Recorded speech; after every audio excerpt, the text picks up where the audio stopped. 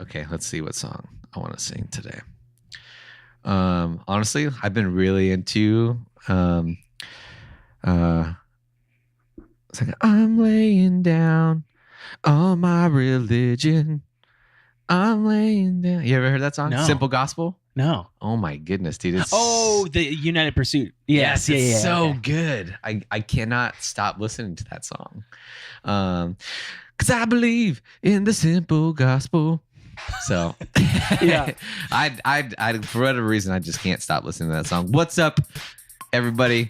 This is the Other Student Ministry Podcast, and Justin Knowles here with my good friend Matthew Ferrer. Hello, everybody. Hello. Yeah, man, Matt, it's so uncomfortable. I'm so uncomfortable right now. What do you mean? Put on clothes. I'm just kidding. It's so cold in our offices right now. It's the best. I'm wearing a long sleeve shirt and it's 97 degrees outside. Yeah, it's guys, if you could only understand like what things we go through. First of all, our new offices was the old storage for kids ministry, the dark abyss of all things dead puppets and everything. And now they turned it into an office, which is great. I'm so thankful that I have a door. Mm-hmm. But there's also no windows or no doors, so it's your way to find a way out. So it's a dungeon. But there's no like airflow out, and we compete with like the nursery. So like they need it cool because the door's open and it's hot out, but it's freaking babies. Cold in here. Yeah. I'm wearing a jacket, guys. It's not a good deal. But anyways, guys, welcome to the Other Student Ministry Podcast. We're so glad that you're here with us. We're going to be talking about hacks on like starting small groups and launching small groups and training and all that kind of stuff, because we just kind of did it and are doing it right now and just thought walk through the process. And but first, though, Matt, let people know, how can they talk to us? How can they get involved? Because I'll be honest, we don't have any questions today. It makes me sad. We want people to write in questions, and we want to talk about it for 7 minutes. So how can they do that? That's right. If you don't want to have sad Justin, these are the ways you can reach out to us. Please. First of which is on Twitter using the hashtag YMHacks. We love 140 characters or less because it keeps things brief, but it also provides an outlet for the best insight in the smallest amount of characters for you to share and contribute to the conversation, things that we've missed because we're all trying to learn here. So YMHacks on Twitter. Another way you can reach out to us and ask questions and have your questions answered over the air is by emailing us at theotherstudentministrypodcast@gmail.com. Once again, that's the otherstudentministrypodcast@gmail.com. You can send those in. We will get to them and we will answer them in 7 minutes. Yeah, let's have like a brainstorming sesh. There's nothing long. We don't know everything, but we can at least talk about it. Yeah. We can get the ball rolling. Yeah, let's do it. Yeah. And then finally, too, if you love the podcast, if you like the podcast, if the podcast is something you just tolerate while you run at the gym, press the subscribe button to keep up to date with everything. Yeah. Man, and do us a favor, like write a review or something. Give us like some of those things. Make us like jump up in the charts. I'm after Kenny and Elle Campbell. I'm just kidding. I love them. They're the best in what they're doing. But I also want to be like I want to be like them. So let's make that happen. Yeah. Shout out to YM Answers podcast. Stuff you could use. Grow Curriculum. It's awesome. Sponsor us. Well, sweet. Did they ever reach back out? Because I feel like we shout out other podcasts all the time. Do they ever shout us out? I really don't think. I'll ask Josh because I'm going to see him in a week. Yeah. I'm going to ask him if he's actually listened to an episode of us, because if he hasn't, our friendship might be over. That's rough. I don't know how I feel about that. So I don't know. I don't know what the answer is to that. But you guys do a podcast? Yeah. Huh. I'll check it out. Yeah. I started because Josh told me to. Yeah. But I don't think he's ever listened to an episode. I'm gonna have to give him crap for that. Hey, do me a favor, everybody, if you're listening to this, actually shoot out a tweet to Joshua Griffin on Twitter and be like, hey, do you listen to the Other Student Ministry podcast? Because you told Justin to start it. And just see what he says. Hashtag YMHacks. Yeah, I think that would be so fun. Oh, man. Sean on the couch just showed up on our door, but he doesn't want to sit on our couch because he's watching the Raider game right now. Bye, Sean. All right, let's kind of dive into this. I feel like with no questions, we could kind of have a shorter episode today or whatever. But we're talking about hacks on how to like start small groups, how to launch small groups, how to train small group leaders. We just this weekend, yesterday, actually had like a big old family ministry training where all of our family ministries got together from birth to high school. It was actually really cool. It was really cool. I really enjoyed it. Me too. Me too. I've seen those things, I've been a part of those things in the past where you're like, I don't think I ever want to do this again. But it was actually really cool. Really good time. And it was awesome too, because I loved it. A lot of our students serve in like kids ministry or in like the littles. And it was just cool to like, we're sitting at the same tables as them. But they're not our students in that moment. They're leaders in another ministry. And I'm like, that was like proud pastor moment, you know? And I was just like, dang, look at all of you. That's amazing. But yeah, we had this thing, and from birth to high school, all leaders got together and kind of had a vision of like, here's where we're going in the fall. And then from the main session, we all broke out into our individual things. And for us, we're actually launching small groups again. And we'll talk a little bit about like why there's the again in it. And it was awesome. We had a good turnout, leaders and all that stuff. And we just want to figured we'd talk through the process of like, how did we start it? How did we launch it? What's been the behind the scenes process through all those things? So yeah, let's dive into some of those things. Yeah, let's do it. And I'm going to ask you some questions, Justin, just because kind of the whole like centralized thing, at least within our context, has been something you brought to the table and has been kind of like your brainchild. So totally. I just sing songs and play the guitar. No, you don't just do anything. But you've been a part of our process too. Yeah. And so like, please don't let this be the Justin show. Yeah. Like I want you to like say some stuff. Okay. Deal. So that word again, we mentioned that before, but we are launching small groups again this fall, and we tried the last 2 years to launch some small groups, and it wasn't incredibly successful. So why this time, and what didn't work, and what are we banking on working now? What's kind of been the process to get us from here to there, to kind of fill that gap? What's that been like? Yeah, totally. I think in like growing up, my experiences with small groups has been like two settings. It's either been either you have like a weekend service and then you did midweek small groups. And that's something when I was at Saddleback we did, and it was awesome, huge, successful. I mean, they're like one of the only ministries that I know that has like more students that attend small groups than actually attend their service. And so like, it's super great. And I got to be a part of that. And it was awesome. Or the opposite is like, you have a midweek service and then like small groups are attached to the end of the night, and like everyone's in a small group. So you could say like, I have 100% small group attendance. But then also, I don't know if that would be good for our context as well. Sure. And so what we tried to do in the past, 3 years ago when I got here, there really was no small groups. There was like maybe some random ones of leaders who got students together, and it was nothing official or anything like that. And I would even say like our whole church as a whole was like iffy on small groups for as big as we are. I remember being a small group when I was in high school, and I remember like small groups were like a big thing, and somewhere down the line, I think strategy changed and the emphasis wasn't placed there. Yeah. And it just fell by the wayside. Totally. Yeah. And so like our church as a whole, and this is the cool thing, like, and I highly recommend if your church is maybe looking to do small groups again, like we adopted Rooted. Rooted, and it's from Mariners Church in Irvine, and it's like no joke, it's changed our adult ministry. Yeah, like all the adults in it, I think we've had like a couple thousand people go through it. Life changes happen from it. Groups are still continuing. I think it's like 80% of the small groups that start as Rooted groups continue to meet and stuff like that. It's pretty incredible. Serve together. Like giving's gone up in our church and all that kind of stuff. Like it's crazy. Yeah. And so like, okay, adults are doing that. We're trying to line up with everyone. We wanted to start small groups too. So we started like, okay, we'll do Rooted for students. And it was, I wouldn't say it was unsuccessful, but it was like, it wasn't as good as we thought it would be. The Rooted translates really, really well to like a college young adult age. Like I would say 18 to like maybe like mid 30s, that type of thing. Like it binds people together. Yeah, it's fantastic.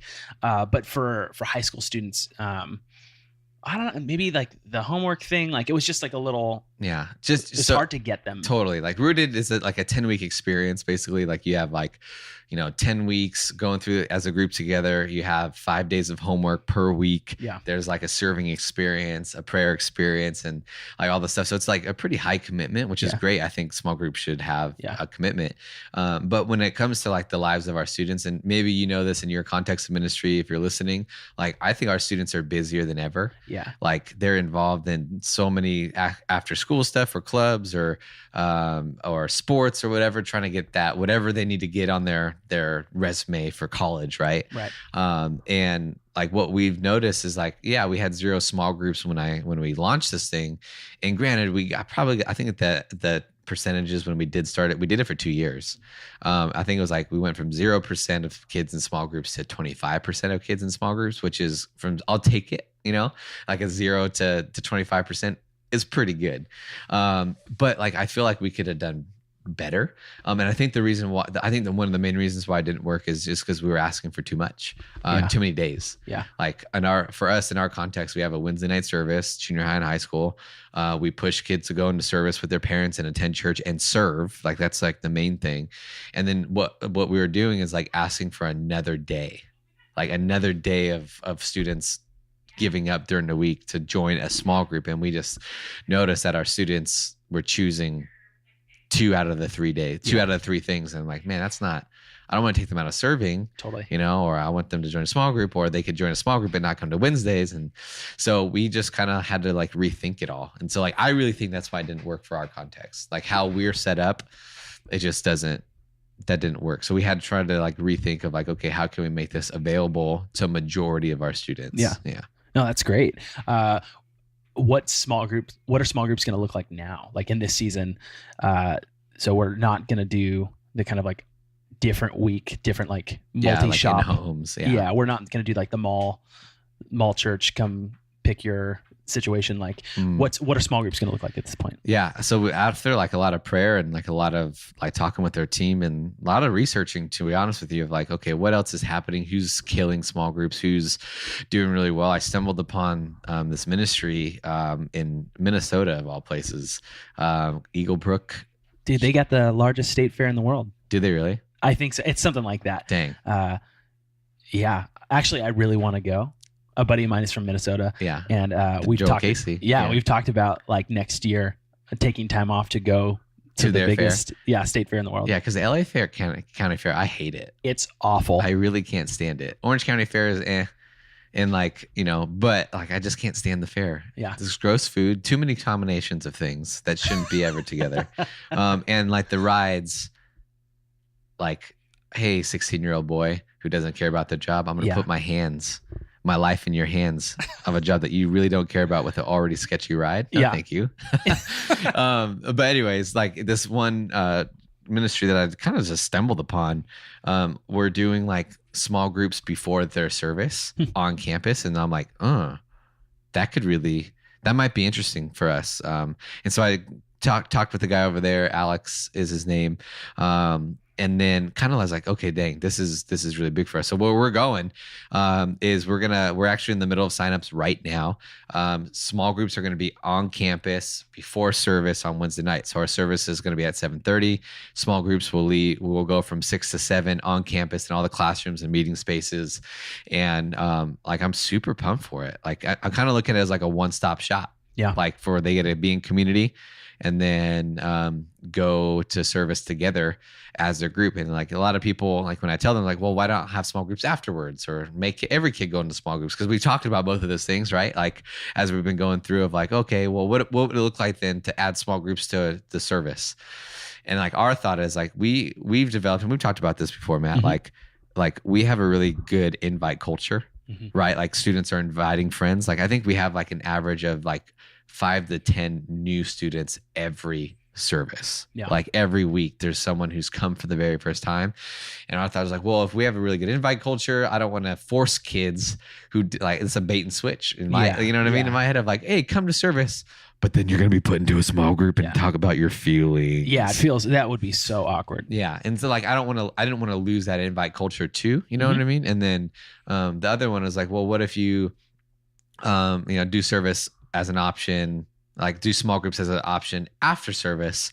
And like if you're in a small group, then you just go to small groups afterwards. But then my thought is like, well, they're still inviting friends, and then the friends will go, okay, bye, I gotta go to small group, and then just leave their friend. Yeah, and then you get ditched, and yeah. Right. And like that's not the vibes that I want either. So we're like, okay, how can we make this work? That's gonna, one, be available to the majority of our students, and two, make it fit our culture of invite. Like we do that heavily.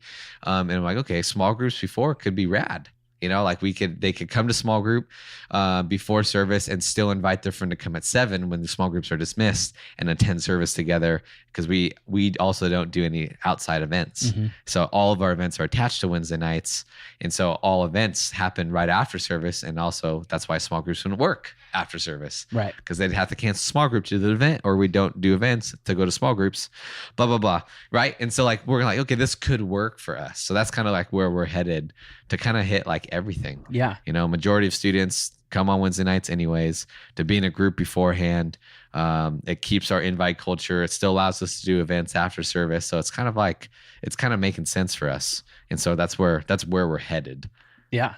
That's great. It works really well in my head. Yeah. Yeah. So I think probably, I couldn't imagine there's like a youth worker or a youth pastor somewhere in the world that like doesn't like small groups. Yeah. In the same way that I couldn't imagine there's one that like doesn't like summer camp, just because of like the environment for life change that both of those type of things create. So imagine that you're a youth worker who wants to start small groups, and you don't have anything yet. So you've got a starting line, you've got an end line, but how do you fill the in between? What's that prep period like? Totally. How do you run the race to get to your destination of small groups launched? What's that like? Yeah. I mean, obviously, in order to lead small groups, like you need to have leaders. Mm-hmm. Like that's like number one. And like, people, I don't think I've ever heard of a youth pastor say, "Oh, I have enough volunteers." Yeah. I don't think that's like a sentence that will never ever be said. And so like when you look at like wanting to start small groups, you're going to need leaders. And instead of going out and finding all these like crazy amount of leaders and being stressed out about that, like look at the leader. I think the first step is like, look at leaders you have, like start with the ones you have and make the ask right then and there. Like for us, I think this year, like we have a goal to reach like 60 leaders. And so like, we want to have 60 leaders on our team, but we only started with like, before we started this, I think we had like 40 or so. And so we started just looking at like, okay, hey guys, here's the direction we're going. I know you right now, all of our leaders it's a all or nothing type situation where they either like they're leading on a Wednesday night and leading a group or whatever. But now we're having different tiers, but here's where we're going. Here's where we're looking. Who would be interested in like leading a group before service? And like, boom, 10. Right? Like you had the leaders that we had that are already serving, who are already involved, and just be able to look that, where we just had like our small group training, like we got to share the hearts of groups and stuff like that and say, hey, here's where we're going. And that's other leaders will come with some work, but like you have to start first with like who you have serving in your ministry. Like don't think you have to go crazy, looking out like in your congregation just yet. You're going to have to do it, but like start with what you have. And I think too, like, I think the next thing, like you have to like set the foundation of like where like you're wanting to go, like get groups going with like leaders now, whatever it is, even if you're not meeting, it doesn't have to be like some formal thing. Even if you were just to get leaders who say, hey, on Sunday mornings, meet with these 5 kids and do a Bible study, right? Of like, and kind of walk them through what you want it to look like whatever foundation you want to set and kind of build from is like, just get it going now. Because then you could point back and you could always readjust rather than trying to have everything perfect right off the bat. Like we're still an adjusting system now. Mm-hmm. Like it's all like, okay, cool. This week, what do we have to put fires out where? But like we at least are getting it going. Because then you could kind of at least set like, what do you want the groups to look like? How do you want them to feel? What is the most important thing to you? Like what's the most important things for the new leaders who are coming in to have? Because then you could say, hey, this is a successful group, so let's replicate that group, whatever that they're doing. And like we're in this, this idea of the vision of like, year 1 program, year 2 small groups, year 3 serving, and then year 4 tweaking, like not twerking, tweaking. And we're in like that tweak thing where we launch small groups, but we're coming back and saying, okay, small groups could be better. Yeah. And it allows you, like, it's the vision that casted like, man, 3 years ago, but like, okay, let's readjust and kind of, we had this foundation set of what like groups were good, and now we could build off of what we had planned. Like, okay, here's what we want it to look like. Yeah. So start with a foundation and let's see what comes out of it. Yeah. You know, from there. And then I would also say, like, once the foundation is set and you have groups going, like, you know, the question is, how do you get students to like join groups? How do you, besides just announcing it, right, and just being a talking head, is you just want to start telling stories. Like, tell stories of like why, like, don't give them the what and the information. Their parents could look through the information, sign them up, blah, blah, blah. But like, in order to get students to like, to actually want to sign up, like, we did a whole campaign as we're like launching, hey, small group signups are coming, small group signups are coming, is that we had like, we had like a dedicated 5 minutes or so during service where I told my story about being in a small group. And then Sean, our junior high pastor, said the same thing. And then we had students come up and say, this is why this was important to me. We had students who went to summer camp and were in a small group there, because that's where a lot of our small groups will stem from, like launch out of, as summer camp. And so like, we just told story after story about like how a small group has changed their life. And that's kind of like, students are going, okay, I want that.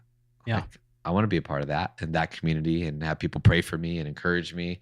And so like, we just started to tell stories of life change.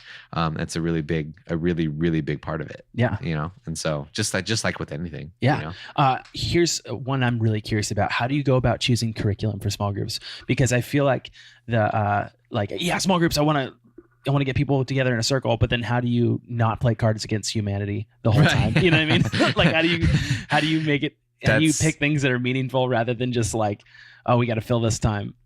Yeah. Could you imagine Cards Against Humanity? Like, that's probably like a new leader. Obviously, training is huge.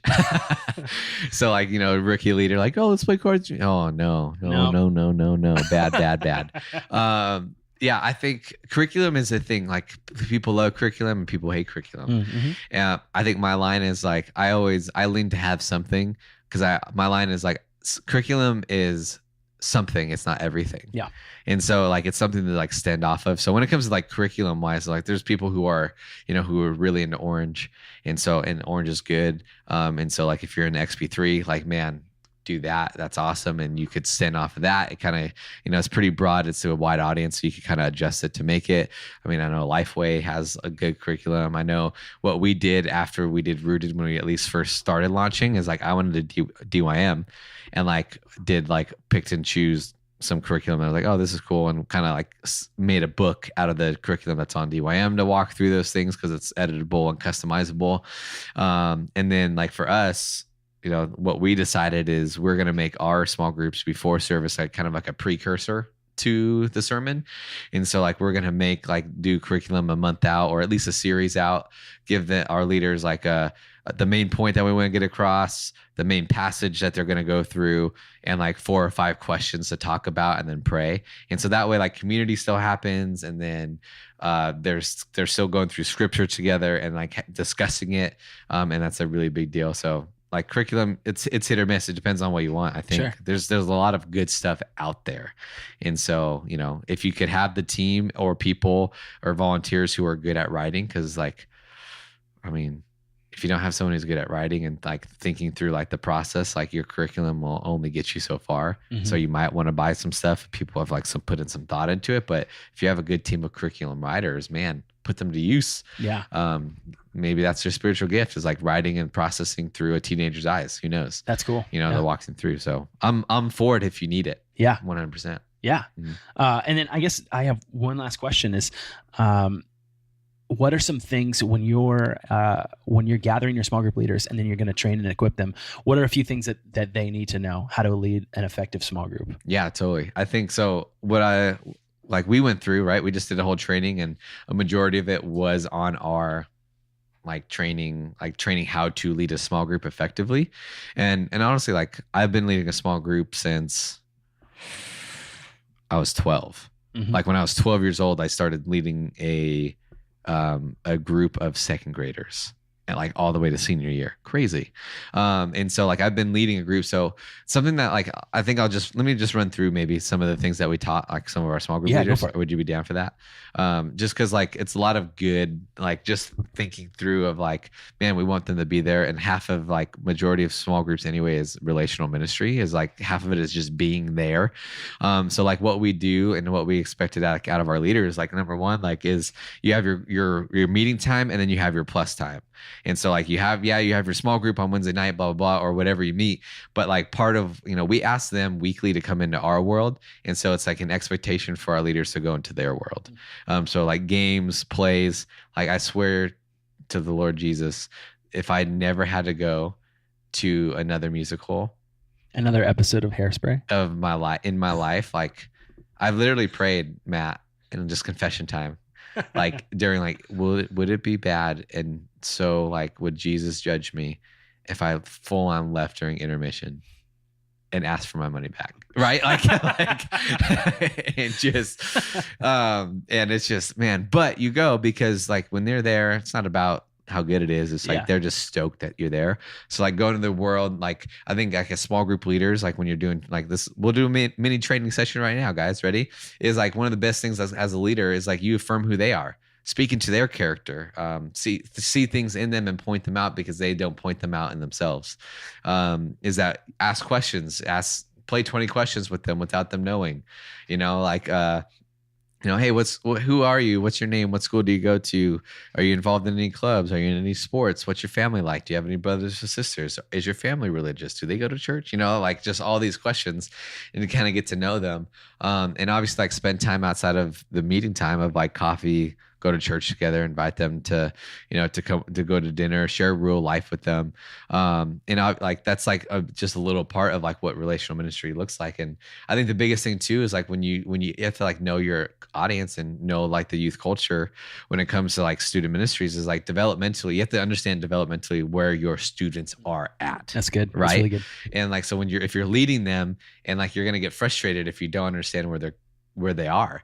Like developmentally, teenagers are like at the most selfish season of their life, And so like when everyone, like they can't help it, they're asking questions of identity and purpose. Like, if you ever like, you're like, they're walking into their, on a Wednesday night or whenever you're holding your service and their first thought is, what is everyone thinking about me? Mm-hmm. Which is ironic because no one's thinking about them because all of the other teenagers there are also thinking, what is everybody else thinking about me?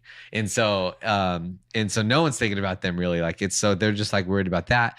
And that they're like extremely self-aware and question like where they fit into the world. So like they just developmentally, like it's all about them and like what they need. And that like brain development is key. Like their brain is still developing. Like we have to understand that as they're processing stuff or doing things. Like, have you ever looked, Matt, like at a student like that you're leading and you're like, why did you do that? Oh, constantly. Yeah. And like they respond with, I don't know. I don't know why I did that. Yeah. And because I wanted to. Yeah. And the thing is like, that's the truth. They don't know why they did it. Yeah. And so like, they're just like developmentally, like they just don't know why they do or think certain things, and hormones are crazy, and like you have to repeat yourself over and over again, and it's just part of that. And like here's the big thing, like when it comes to when we're training our leaders, like we have to understand that, like adolescent disorders are real. Like number one, like as a leader, you're not a doctor. We can't diagnose anyone. We could, obviously you might joke about it, like, oh, that kid has ADD or blah, blah, blah. But like we don't have the power or the like ability to diagnose anyone. And like anxiety, mood, substance abuse, dependence, eating disorders are all real. And a lot of our students struggle with one or multiple of those things. So like we have to just understand, like, yeah, we're going to be talking about some real stuff, but you're not a doctor. And like, let's get some real people, into this thing, Yeah. And like to remind our leaders too, like, man, we've made mistakes. Like, remember how we were as a teenager? I've done a lot of stupid stuff. Matt, I knew you when you were like just out of a teenager. Yeah. You did a lot of stupid stuff. Yeah.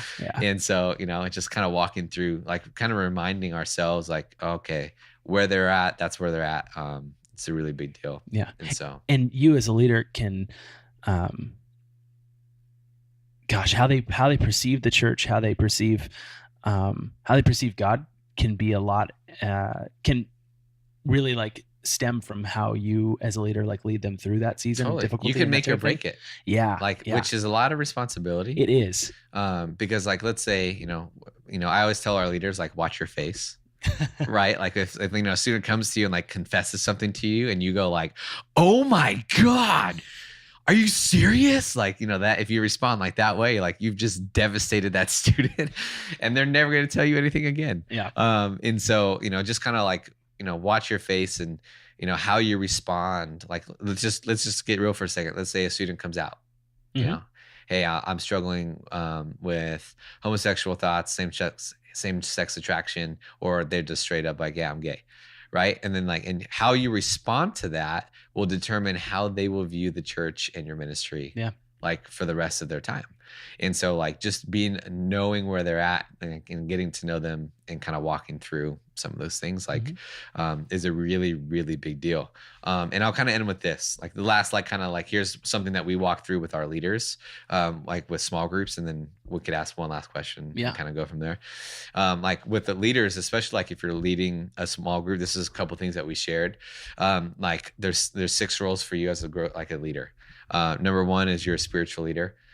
Your walk with God is the most important because you cannot lead well if you're not filled up yourself. And so if you're pouring out, you have to walk with God. You have to be in community yourself. Like we can't tell our students to be in small groups if you're not in a small group. And so like you have to have that community, that you're faithful by attending church yourself, that you model actively pursuing accountability in your life. We can't say we're going to keep you accountable if we're not being held accountable ourselves. Second thing is like you're the youth pastor. Matt, you say that, that I say this all the time. And I've learned this from Josh and Doug from DYM. Like you're the youth pastor. As the leader, you're the youth pastor. I may have the title of youth pastor, but you're the youth pastor. I'm okay if they call you instead of me. Yeah. Matt, you're the youth pastor to your band. You know what I mean? Like they're going to call you instead of me. That's fine. That you're responsible for the spiritual guidance of your group, which is a really big deal. Yeah. In that, know who your students are, like their name, where they're at, know where they're struggling, know what truth they need to hear. And that know when they need to be challenged, right? Because like we're missing half of it if we're not telling our students, like challenging our students to take the next steps and know why someone has missed group. If they haven't been around in a little bit, like we have to follow up with them. One, like this is a big one for me, that you're a member of like the CCV students team. Like you represent us to not only like to the church, but you represent us to parents. Yeah. Like parents will determine how they view our ministry based how you interact with parents of the students in your group, that you're committed to our values and vision, that you're supportive of all the things. Like I tell like, hey, if you have a problem with something that we're doing or something that was said, like do it like privately, criticize privately, but praise publicly, that you're the biggest raging fan of our ministry, like out in the public. But then if there's something wrong, like, man, let us know. Number 4 is be administrative. Like good communication is key. We said that to our leaders, that when you're communicating with parents and students, there's no such thing as over communication. Like be detailed, let them know what's happening. Number 5, and this is a big one, especially when it comes to like leading a small group, is you're a facilitator first and a teacher second. That's huge. Yeah. If you've come to teach, you're not going to lead a small group. Yeah. Like, because they've already heard a boring sermon from me. And this is not your soapbox and it's not your platform. Exactly. And, hopefully I'm not that boring to them. But like you as a small group leader, if you're talking more than the students, you're doing it wrong. I really do think so. Like you're leading the group wrong. You're not even leading at that point. You're just talking. Yeah. So you need to facilitate discussion, and your job is to, when the conversation dies, your job is to spark it back up again and get students talking, because as students are talking, they're processing, and as they're processing, they're learning. And then there will be moments where you teach. And so like you will have teaching moments. And then obviously like you're relationally minded, being an encourager, follow up when people are missing, phone calls, letters home. That's a really big deal. Spend time outside of your group with students. These are all things like that we need. Serve together, shoot. Like that's like a big deal. And like remember birthdays, big tests, sports, all that kind of stuff. So like those are some of the things that we hit on, like trained our growth group leaders this last week, and, trying to do our best to prep. What do our leaders need from us during the time that they have with their students, right? Yep. And so like that's kind of a couple of the big things that we've hit on. That's awesome. What is one more small hack that you have about small groups. It could be anything within the world of small groups, be it starting up small groups from scratch, or I'm a 20-year veteran of small groups. What's my one thing that I always have in my back pocket? That type of thing. One more nugget that you can impart. Totally. I think if you want a good small group culture in your group, you have to know that, have to walk into it knowing it's going to take years. Mm-hmm. If you're expecting it just to blow up right off the bat, you're just going to be solely disappointed really, really quickly. And knowing that once you found the right leaders and the right system and how to make all, because for us, we're doing it online, right? So if you can make anything online to register, huge, makes it way more organized and neat. And so our church uses a church community builder, and there's forms all within there. That's one hack. Second hack, charge for small groups. Yeah. And you're like, oh, what? Here's why. If you offer something for free, they'll most likely kind of go, I don't have to show up. But even we're charging $10, and that pays for all the materials for small groups and leaders and stuff like that. But even just having something, a small price to pay, shows that it's worth the investment, in that they're oh man, this is a really big deal for us. And so it's worth the investment for the student and for the parent. And another hack too is have an attendance agreement.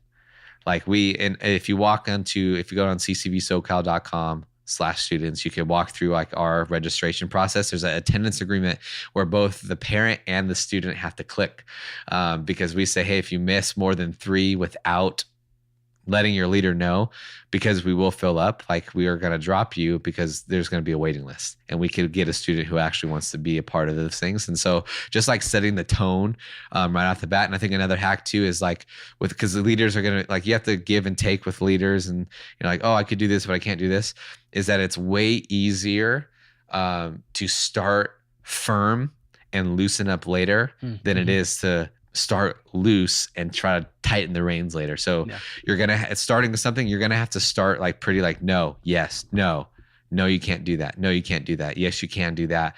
Just to set the tone of where we're going. And as it goes, you can loosen up a little bit and kind of say, okay, that's the exception, not the rule. But if you're going to start it off, you need to be pretty firm in your standards of, no, it's $10. No, it's only on Wednesdays. No, you can't lead this group because if you're going to be 15 minutes late every week, you know what I mean? And kind of walk through those things, because they'll be way easier to set your thing. Yeah. Those are right off the top of my head. Those are 4. Yeah. Here's things that you need to know. That's huge. That's awesome. I would say my one that I could probably offer is that students so desperately want to be around you all the time anyway. They desperately want to be with you. They'll go on Del Taco runs and that type of thing. And so don't be afraid of the process of starting small groups, because they will come and they will want to be a part of it. So all the legwork and the hard work of tilling the field, if you will, of going through and picking the curriculum and making sure that your dates are set and fussing back and forth with times and strategies and doing all the online work, it's worth it in the end, because you'll create an environment where students will naturally just grow in a really, really deep way. Totally. Which is awesome. Yeah. And what I'll do is, I'll put the thing that we passed out, I'll put it in the show notes. Oh, cool. Something I wrote and I helped write when I was at Saddleback, and doing their small group stuff, and I'll just post it in the comments or whatever. Cool. And just so we could have it up there for y'all. See if it's helpful for you. Cool. Sound good? Yeah, sounds great. Man, done and done. I feel good about that. Yeah. I like that. Yeah. Side note, the way that you're turning profile, your lamp is hitting your mustache and it looks fantastic. Does my mustache look really good? It does look really good. Dang, man. Okay. I'll have my wife listen to this then, because she wants me to shave so bad. Nah, dude, keep it. No, it's good. Keep the dream alive for Matt, all of us. Thanks, dude. Can you remind everyone how can they get involved in all that stuff? Yeah. So the whole idea of this podcast is to start conversation so we can learn. We don't know everything. We are desperate to learn and get better at what we do. And so if you have anything regarding small groups or training leaders or any of our conversations from previous episodes, anything like that, you can join in the conversation by using the hashtag YMHacks on Twitter, 140 characters or less. Or if you do the little parentheses, 1 of 3 thing, then you get more of those, which is awesome. And then the other way is to reach out with questions on the Other Student Ministry podcast at gmail.com.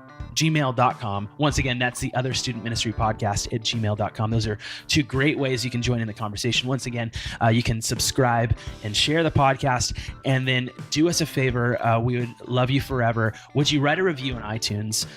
Please. Or Google Play or YouTube, wherever that is, wherever your listening platform might be. Would you do us a favor and review the podcast? Yeah, make us jump a little bit. Mm-hmm. Yeah, jump us up a little bit. If you think this is helpful, that's awesome. Yeah. Make it happen. Well, sweet guys, so glad that we were able to chat through some small group things. Technically this is episode 9, but we have 10 episodes. Yeah. I love that. We're making some traction. So thanks for listening. We love you guys. Thanks. Share. And honestly, add to the conversation. I would love to talk through some stuff with y'all. I want to participate. Please Participate. I feel like a 3rd grade teacher. Participation is required. So let's make this happen, guys. Appreciate you. We'll see you next time. Cue the end music. Bye.